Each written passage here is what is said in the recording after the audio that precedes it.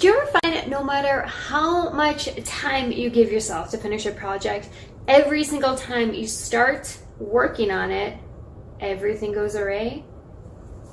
What's up, my good vibe DJ crew? You know how we do here on Disc Jockey News. You're watching the Ask Kilma series, and today's Ask Kilma question is: every time I start to work on a music project, everything goes wrong.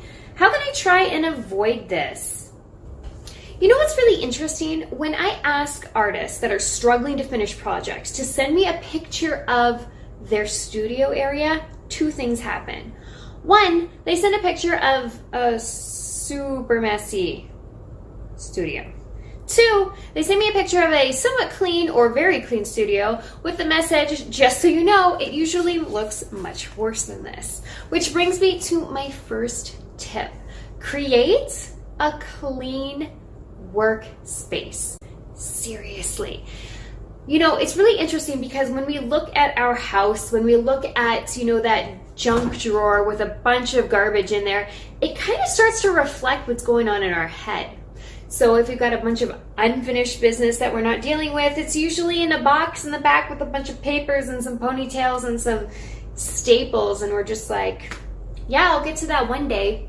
Having a really clean workspace is really important to help you start from a fresh page. Think about it. If I gave you a piece of paper with a bunch of scribbles on it versus if I gave you a piece of paper that was a blank slate, you're going to have a much easier time becoming creative if you've got this clean space. Number two, organize. Organize your shit. Like, seriously, organize the crap out of everything.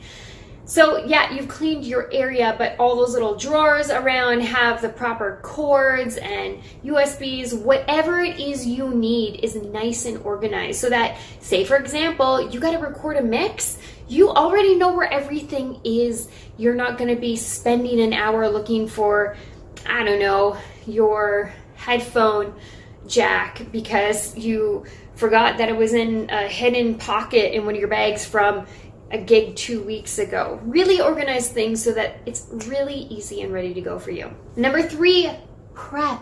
If you have to record a DJ mix, then make sure you've got your playlist ready to go. Make sure you have it all transferred onto whatever DJ software or hardware that you're using to play it on.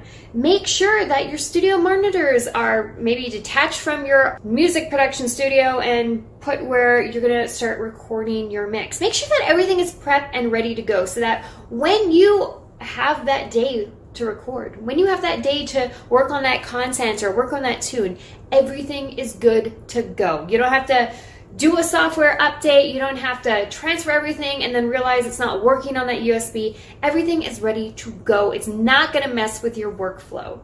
Really, that's it. That's all. It's all about having that clean space, everything organized, the prep and planning, everything ready to go. Because then when you dedicate your time to work on a track or work on a mix or, you know, go to that business meeting, everything that you need is ready to go.